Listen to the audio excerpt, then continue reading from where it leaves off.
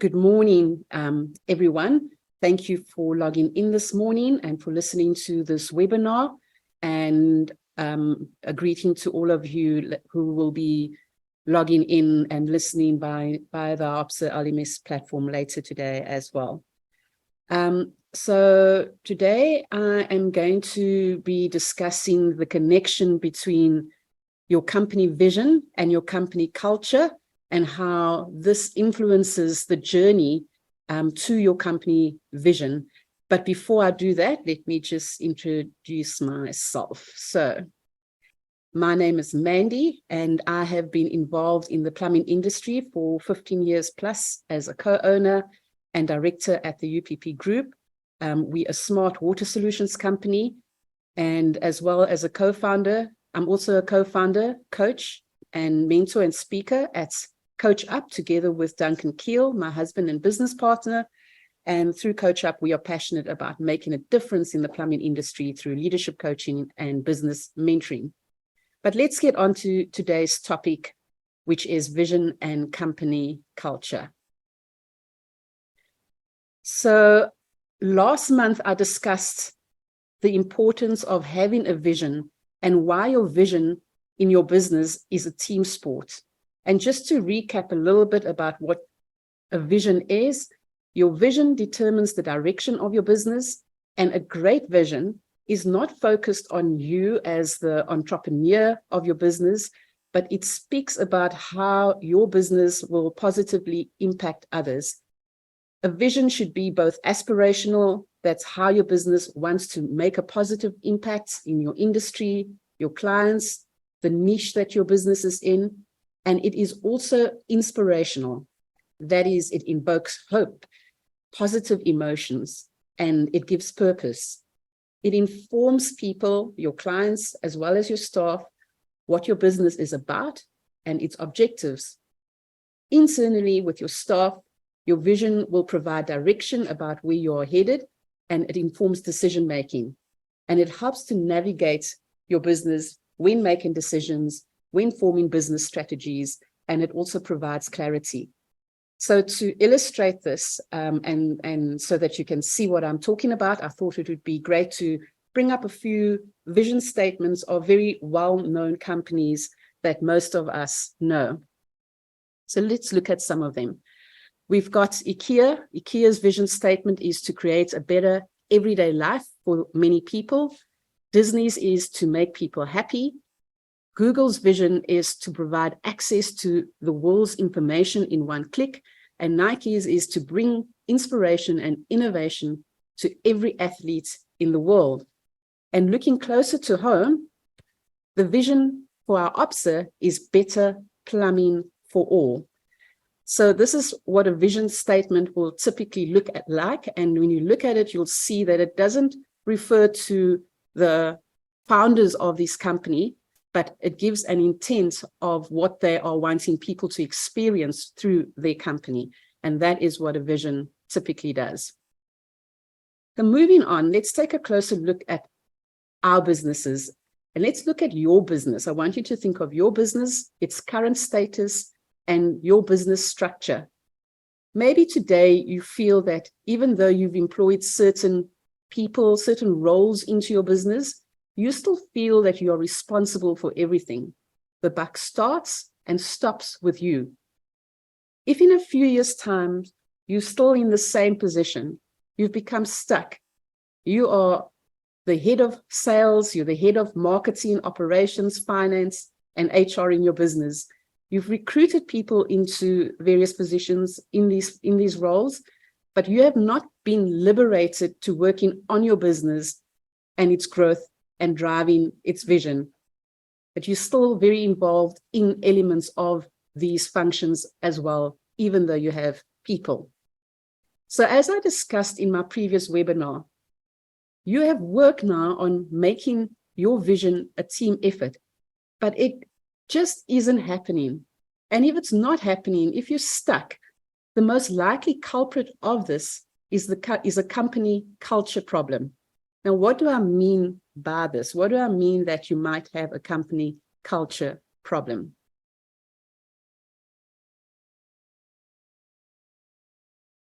In my last webinar, I discussed how your company vision, your core focus, which is sometimes referred to as the mission statement of your business, and your core values combined form the foundation of a great business.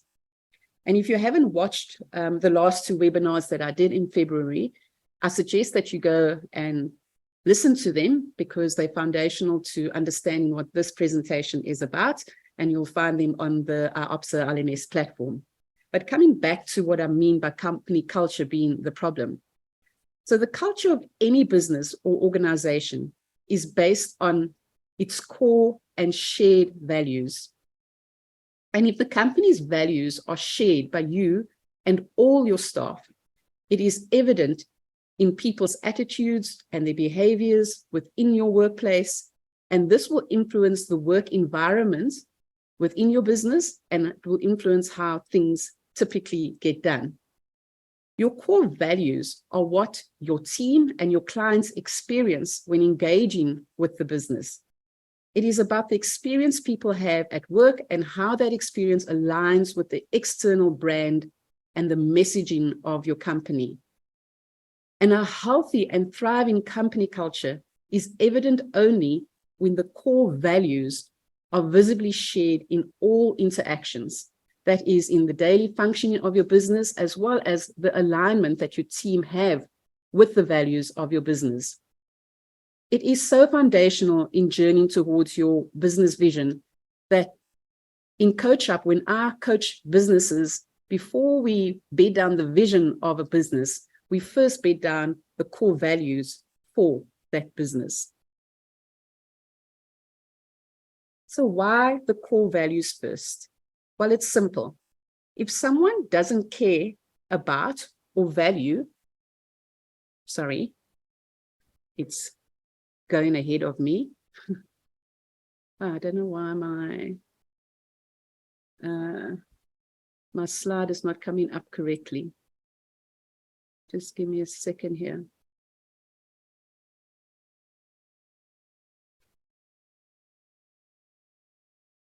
Good.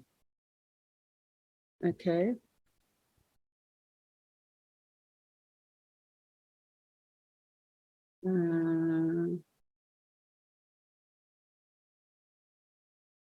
Sorry, guys, my slides are not flowing incorrectly, and I'm trying to figure out how to get them to flow in.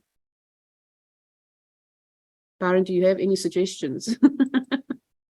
I'm not sure what the issue is. The slide just not going in the correct order? Or? No, yeah. So, I mean, when I did I think now in this presenter mode, for some reason, it's just going from next slide to next slide. It's not bringing up the actual images in the flow that I had. The animation is not working. I'm not sure. I think let's just carry on a little bit now. Yeah. Okay, I'm going to just speak into this and hopefully we can figure this out. So, okay, so why the core values first? It's simple. If someone doesn't care about or value what you value, if they can't be in your boat, they will ruin the trip for everyone else. And by this, I mean, if you had to picture your business as a boat taking you towards your vision, and all your staff is in that boat and it's a rowboat, if they all have different values to the ones that you have set for your business, and hopefully you have got values for your business, but we will come to that later, then you will find that everyone is rowing in different directions. And that means that your boat is probably just turning around and around and it's not going anywhere. So if you want to make progress, you're only going to have that happen if you have a very clear, established set of common values that everyone in your business is aware of, and everyone is operating according to those set of values. And your values, like I mentioned earlier on, this is what really forms the culture within your business. It means that everyone understands what they're about. It's what they use to make decisions. It's what they use to correct things, overcome challenges, etc. And it creates the environment within which everyone in your business operates. And that is why your values form your company culture, and why it's so critical in you in the journey towards the vision of your business. So what exactly are core values? Now, I've often looked at the core values of companies on their websites, and in our business as well, in the history of our company, in the UPP group. And before I became a coach, and before I delved deeper into understanding why this is important, I came across very common values that people and companies will often list. So some of the probably 3 most common values that I see that companies will state as their core values are 1, integrity, 2, honesty, and 3, respect. Now, I want to challenge this thinking today in terms of listing these or selecting these as your core values for your business. For me, core values must tell people what your company is about. It must tell them about the experience that they're going to have when engaging with your business. And if I was going to engage a company for their services, then I would expect the company to have integrity, honesty, and respect me as a client. I wouldn't expect that to be their core values. So for me, that's an expectation. It doesn't tell me how they're going to be unique in terms of the experience that I'm going to have with them. So like I said, your core values should rather inform your customers of what they will experience when using your services. And in the context of this morning, it also informs your staff, your employees, of the expectation that the business and that you have of them in terms of how they function in their roles every single day.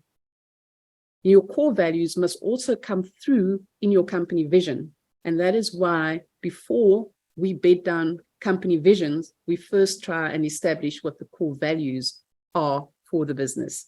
So let's unpack what I mean by this.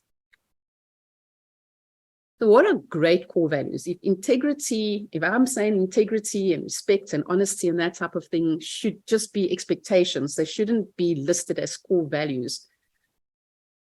I sometimes find that I'm challenged in terms of getting this concept across to my coaching clients in terms of how to choose the right core values. And so what we do is a little exercise, a practical exercise that I'm going to take you through right now. And if you haven't really established the core values of your business, or maybe you want to revisit it after listening to this session, then I encourage you to try these steps out. So the first step is, I want you as the entrepreneur, and if you have a leadership team, and by that I mean you've got staff who you consider key decision makers in your business, then include them in this as well. But I want you to choose 3 people that if you could clone these people, it would lead to your business having market domination. Okay, maybe that's extreme, but you want to be dominant in the marketplace. And so in order to achieve this, you need certain types of people within your business to achieve this. So think of 3 people, and preferably people who are already in your business. But if your business isn't big enough for this yet, then maybe think of people in our industry who are game changers, who you respect, and write down the names of these people on a whiteboard. So 3 names that you write down. Then, once you've written these names down, identify the qualities, the characteristics that these people have that made you choose their names. It could be things like they always come up with solutions, they always put themselves in the client's shoes, they find ways to help others, they aren't jerks, they pass on their knowledge, they always do the right thing, they understand the importance of process and they follow the processes in the business. And then I want you to write down these qualities. And the list over here could be quite a long list once you really get into this exercise. So you're going to write down and identify the qualities. Then step 3 is your company values will probably be somewhere in this list. Now, you don't want more than between 3 to 5 values, company values, in your business in order to keep things focused. So what you're going to do now, out of this list of qualities that you've identified, you're going to start circling the ones that are most important to you. So you're going to prioritize them. You're going to say, number 1 is this, number 2 is that. And you might find that in the list of qualities that you can group some of these together because they have a common theme. So you're going to go through this exercise. Then in step 4, you're going to choose 3 to 5 core values that in step 3 you had debated and discussed with the people within your company that you are involved in, if you are involved in them. So now you're going to go through the tough choice of selecting your 3 to 5 core values. And once you've done that, you need to step back and look at your existing employees, your existing staff. And the first thing you're going to do is you're going to review the people within your business, and you're going to check their values, how they operate within your business compared to the values that you have selected. And you could find that there's an alignment with the business, that a lot of them display the values that you've mentioned. But you might also find that there are people within your organization who are on a different page. They're rowing in a different direction. They're not in alignment with your core values. And that very thing right there is most likely what's causing your environment to not be a thriving one, and it's what's causing you to not be heading in the direction of your vision. So within our business, we use our core values to review staff when we do appraisals. When we are recruiting, we include questions that test the values of the people that we are interviewing when we are hiring. And if we have to go down the route of performance management and maybe even firing people, then it's all based on the values of the company as well. So we review, hire, and fire based on the company values. I think if I had to liken the core values, if you had to think of your business as a boat, like I showed you previously, if your business was a boat, then your values would be the rudder on that boat. And your rudder is what steers your boat in the direction that it must go. So if I had to use that as an analogy, then a business without core values is like a ship or a boat without a rudder. So if you want it to be a successful business, then this is a foundational part to you growing your business. So what are the benefits of your company, of having a good company culture? The first one is right decisions. So if you have a good company culture, your core values help your employees to understand what your company stands for. And well-defined core values provide solid direction, and it helps guide your employees when encountering issues or challenges, making decisions, etc. So it just helps form decision-making. It also improves internal communication.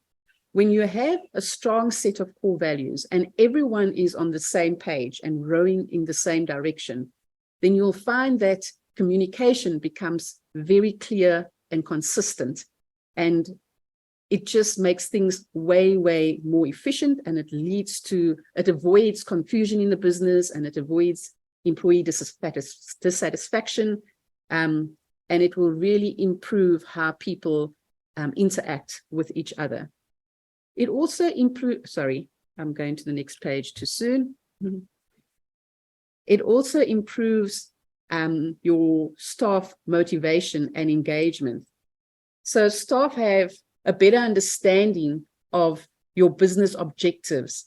And if they're all on the same page and they can see how the core values intertwine with the vision that the company is going, your business is going toward, and they're on board with that, you'll find that automatically you'll have a much better environment, and everyone is working harder to achieve this. And in fact, they're passionate about achieving this, and there's just way more engagement.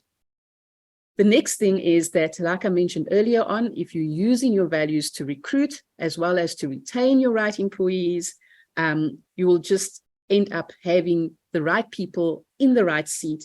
And as I mentioned earlier on, if you're in a business where you have recruited people, but you are still having to get involved in the everyday running of those various roles, then you probably have the wrong people in those roles.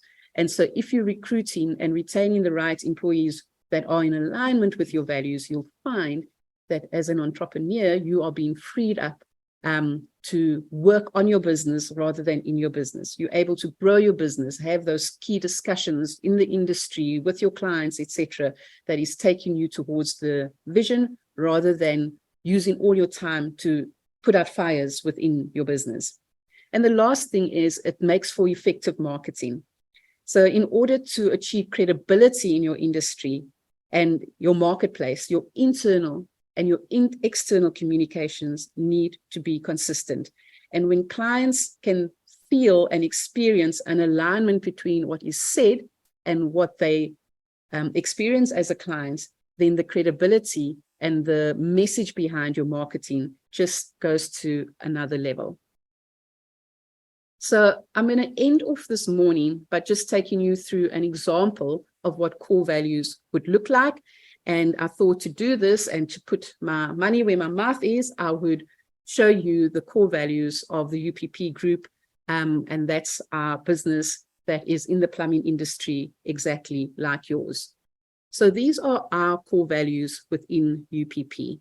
The first is we put people and company first. And the other thing about core values is it's also good within your company to kind of have a little explanation about what this means. So when we put this together, we went through that exercise I mentioned earlier on, and there were people within our business that whenever there was a challenge, they always made sure that as a team, they were putting each other first. They didn't think about themselves and how it was going to impact them, and it's not my job and all of that type of thing. They were putting the team first. They were also putting the client first. So when we talk company, we're not just talking about putting UPP first, although we do mention that, because to us, our brand is our promise to our clients. So they represent the brand, and that's what we mean by putting company first. But they also put in our clients, where we have corporate clients or even residential clients, they are putting the client first as well. Number two is we are humbly confident. And by that, we're referring to we are the experts in our field, but that does not mean that we've got to be arrogant about what we do.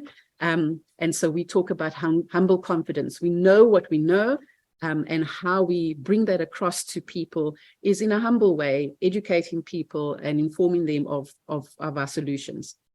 Number three, we have and encourage a growth mindset. I think that's self-explanatory. So we want to employ people who are open to growth, who are open to being flexible and agile, because that's what businesses need. They must take control of their own growth, and not only that, to build the team, and especially if they've got people reporting to them, to grow those people that are reporting into them as well. And by that, you have a much stronger company. Number four is we are problem solvers. We don't see lemons. When we see lemons, we make lemonade. So whenever we see a challenge, we don't see it as a challenge. We see it as an opportunity for growth, an opportunity to learn something new, an opportunity to come up with a solution for a client. And even if it's problems within the business, it could be processes, it could be systems, whatever that issue is, we look at it as an opportunity to grow the business, to grow our solutions for our clients. And then the last one is that we strive for excellence in all we do. And so internally, this is what we do. Whatever we produce within the company, how we work, we want to be excellent in everything we do. And in how clients experience us, we want them to experience this excellence as well, in terms of how we engage with them and how we communicate with them, and the product that we deliver to them must be excellent. So if you have these core values set within your business, and if you don't, I really recommend that you do go and try that exercise, go and establish the core values of your business, If you need assistance with it, you're welcome to contact me and I'll take you through that process. But it is foundational if you are getting stuck in achieving your vision, in moving your business forward, in liberating yourself from working in your business rather than on your business, then this is the place to start. So for me, for today, that is my message to you is, if you're having an issue with this, look at your company culture. From me, that's over and out for today. I hope that I managed to add value to our listeners today. And I know that out there today, it's quite a tense situation for many people. So please keep safe wherever you are. Thanks.